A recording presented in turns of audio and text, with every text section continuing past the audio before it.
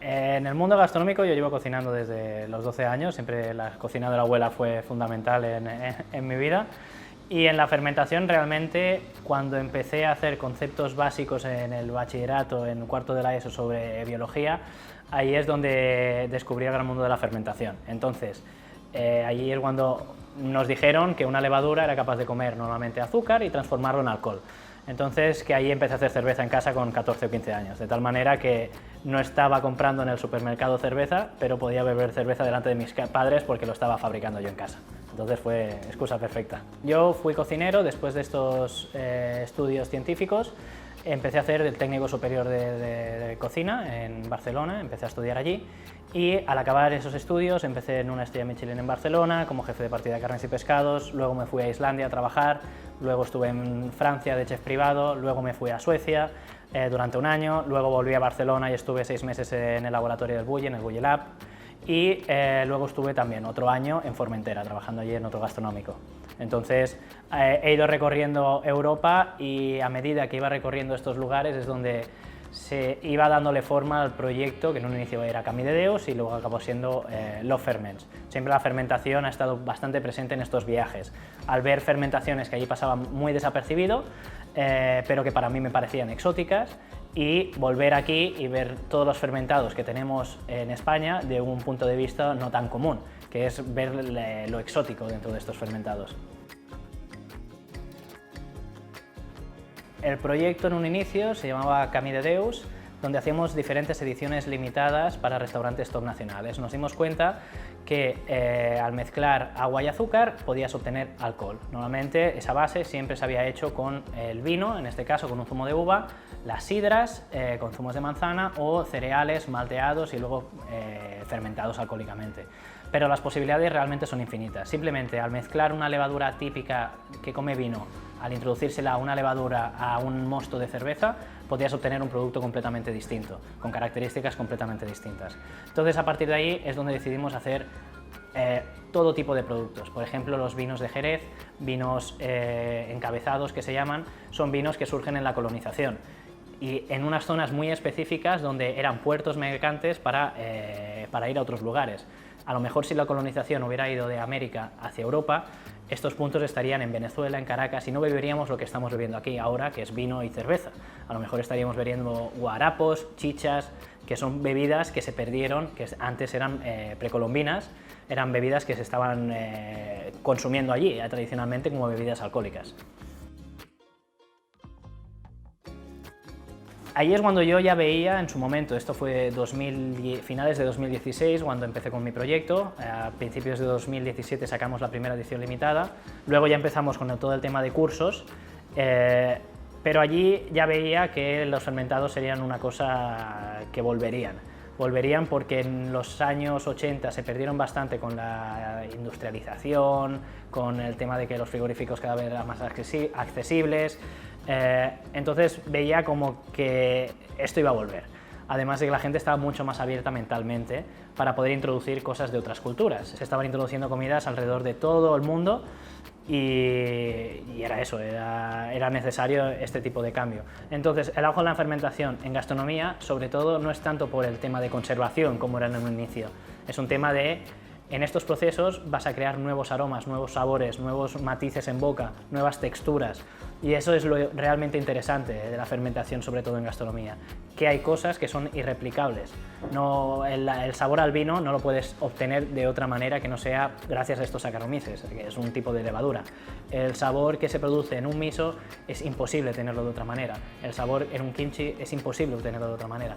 Entonces, al final, son herramientas que se dejaron muchas veces de practicar en distintas culturas, sobre todo occidentales, que ahora cada vez están volviendo. Además de todos los beneficios para la salud que se están demostrando cada vez más, de que eso impacta realmente en nuestra flora intestinal, repoblando gran parte de nuestra flora intestinal y teniendo una mayor parte de defensas para nuestro cuerpo.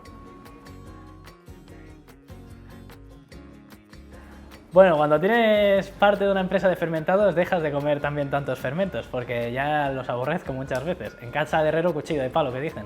Entonces, sí, está clarísimo que tomo mucha con mucha, tomo muchas ediciones limitadas de las que hacemos, alcohólicas, hacemos muchísimas pruebas, pero realmente, si te soy sincero, en casa las kombuchas que tengo son más de mi compañera de piso que mías. Entonces, porque aquí básicamente es eso, tenemos muchos productos.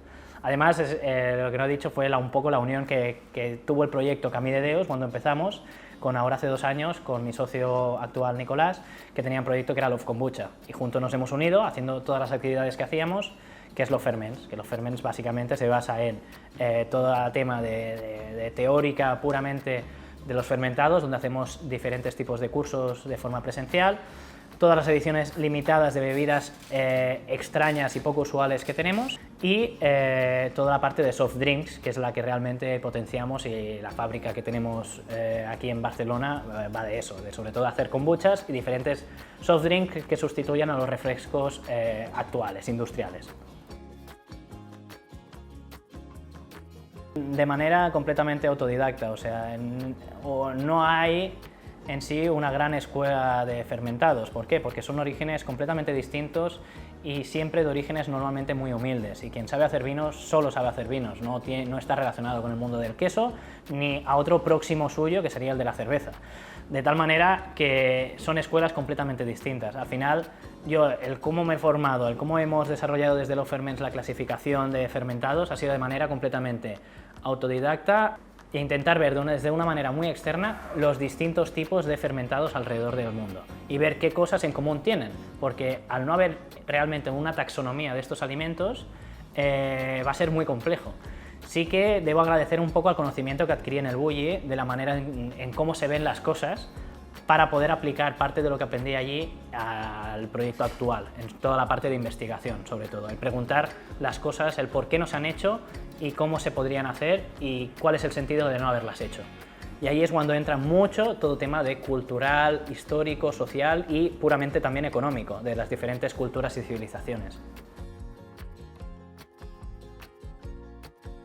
Me baso un poco en ser cocinero, y muchos de estos restaurantes los conozco de antemano, entonces conozco un poco su filosofía. Entonces, a partir de ahí es intentar captar su filosofía y su manera de hacer y hacer un producto a medida que a ellos les vaya perfecto. Por ejemplo, en Coctelería Paradiso, que hicimos una de nuestras primeras ediciones limitadas ya como Love Ferments, ellos querían hacer un producto de un vino de maracuyá y guayaba, pues el poderlo transformar y darle forma a eso y ver qué es lo que la gente espera de un vino de este estilo, que sea más o menos dulce, que tenga notas así como espontáneas, que es lo que buscaban, de un poco de las notas a levadura. ¿Sí? Con Dos Palillos fue un poco el mismo ejercicio. Dos Palillos, restaurante japonés-español mezclado, intentar captar esa esencia en un producto. Que hicimos la misma tipología en la manera de formular un vermut, pero con el alcohol que se le añade viene de un destilado del sake, utilizamos frutas exóticas como lichis, utilizamos shisho rojo, que es una planta, la perilla roja, que es una planta invasora oriental que se utiliza ahí para hacer umeboshis y otros tipos de cosas. O sea, al final la amplitud es muy amplia. Sí que nosotros nos gustan mucho los conceptos culturales. Cada una de nuestras ediciones limitadas tiene el nombre de una divinidad perdida históricamente. Lo relacionamos siempre con mitología. Es un poco el resquicio de cuando era Camí de Deus, ¿sí? Y a día de hoy, aún todas las bebidas que tenemos, abajo pone el nombre de un dios. Y al final es cómo nos dirigimos a esa bebida, porque describir un vermut sin utilizar la palabra vermut, normalmente te sale una descripción. No hay otro nombre, y es un vino encabezado, macerado con ajenjo y otras hierbas, y que tiene que tener entre 15 y 22 grados. Entonces, al final nosotros le ponemos ese nombre, que hace un poco homenaje a estas bebidas perdidas históricamente. Hombre, como fermentador, el azúcar. Si tienes azúcar, tienes el poder de poder hacer absolutamente todo. Es la madre de la creación de la vida, de los hidratos de carbono simple. Entonces, que yo diría azúcar. Mi momento más feliz en la cocina, realmente, ostras, no se podría yo creo que describir en uno, ¿eh? Yo creo que el camino ha sido un poco la parte de la felicidad, porque si el verme en cada uno de los sitios donde he estado de manera objetiva, no puedo describirlo como hubiera sido mi sitio más feliz. Yo creo que el camino que he ido siguiendo y el recorrido de salir de Barcelona, ir a un sitio estrella Michelin bastante heavy, gastronómico, después irme a Islandia, estar en un hotel en medio de la nada, después estar en Suecia como chef privado, todas estas cosas que me iban saliendo y el verlas un poco en perspectiva es realmente el recordarlas un poco con nostalgia y felicidad. Uy, hay muchos momentos jodidos, ¿eh? Y sobre todo cuando montas una empresa.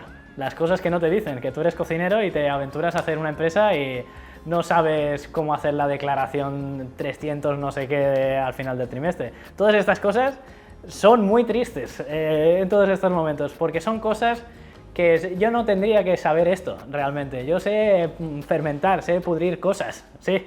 Entonces es eso, y tampoco como no tenemos muchos recursos dentro de la empresa, pues te toca hacerlas. Entonces un poco esto, momentos tristes realmente los hay, pero un poco la soga de los emprendedores al seguir adelante con un proyecto, ¿sabes? De llegar a final de mes, el tener que sacrificar parte de tu tiempo personal por puramente el proyecto que estás tirando hacia adelante. Entonces yo creo que eso es más la tristeza, porque realmente tendría solución si hubiera más respaldo, ¿sabes? A X comunidades de emprendedores, que no sean buitres aceleradoras que te intentan sacar un poco la sangre a cambio de que a ellos les vaya bien, ¿sabes? Un poco esto.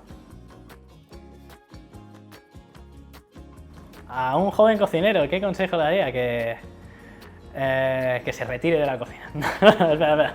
A un joven cocinero, realmente el consejo un poco que le daría que esté atento y que no tire la toalla, porque la vida de la cocina es muy dura. Muchas veces en los sitios más top nacionales te quieren precisamente porque eres joven y tienes muchas ganas. Entonces es eso, que seas listo. Yo creo, que seas listo y cuando tú realmente pienses que tienes que acabar ese periodo, que lo acabes y ya está, que no le debes nada a nadie y que tú tienes que hacer tu camino igual que ellos en su momento hicieron el suyo y tú al final estás para hacer un poco lo que te dé la gana en esta vida, que para eso se vive una vez. Ese sería mi consejo. Mi plato favorito...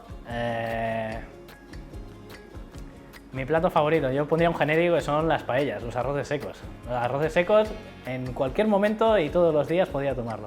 Y las sopas para cenar también. Cualquier tipo de caldo a mí me hace muy feliz. Yo tengo de origen también austero de fermentados, igual que los fermentados. Entonces, un caldo y pocos fideos y yo estoy muy feliz con eso, ¿eh? No necesito mucho más.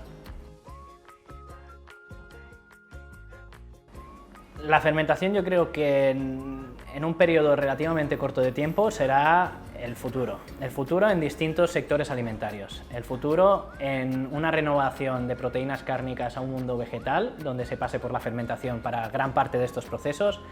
El futuro en tomar refrescos sin extremadamente aditivos.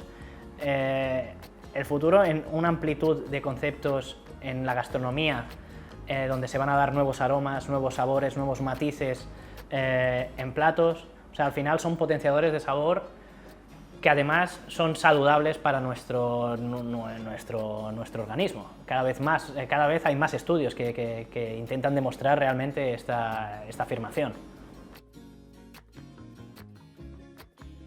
Siempre hay cosas y hay tratos por el camino que nunca están bien. Yo en un momento casi me asocio con personas que no eran las indicadas y eso habría sido bastante catastrófico.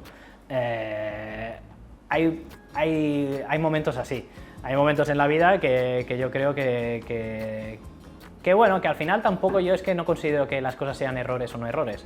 Las cosas una vez hechas ya están y a intentar tirar para adelante. Entonces, no creo que hayan realmente cosas a replantearme del pasado que haya hecho mal, sino a esas cosas están ahí y aprendiste de ellas y es lo importante.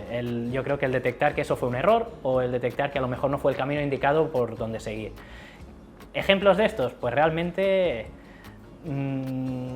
no coger un gestor de cosas que no tienes ni idea, o no envolverte a lo mejor con las personas que dan buenos consejos suficientemente rápido, aunque realmente esto yo considero que sí que lo hice, pero que es un error bastante típico en cuando empiezas un proyecto, de ir muchas veces solo y que no te complemente alguien en algo que no sabes. Por ejemplo, yo creo que una de las cosas muy buenas que hice cuando creamos Los Ferments fue unirme a mi actual socio, que es Nicolás de Los Kombucha. ¿Por qué? Porque básicamente hace cosas que yo no sé hacer y yo hago cosas que él no sabe hacer. Entonces es un matrimonio interesante y yo creo que necesario. Yo lo que me quedaría sobre todo es quitarle los miedos a la gente para que empiece a fermentar. No es una cosa exótica, rara, el pudrir, el que te vas a poner malo tú al tomarlo, es al contrario. Es una cosa que ha estado desde el principio de la humanidad junto a nosotros. Sobre todo yo me quedaría con un poco eso, el despertar la curiosidad a la gente que quiera empezar a fermentar en sus casas, en sus restaurantes, en sus distintos negocios.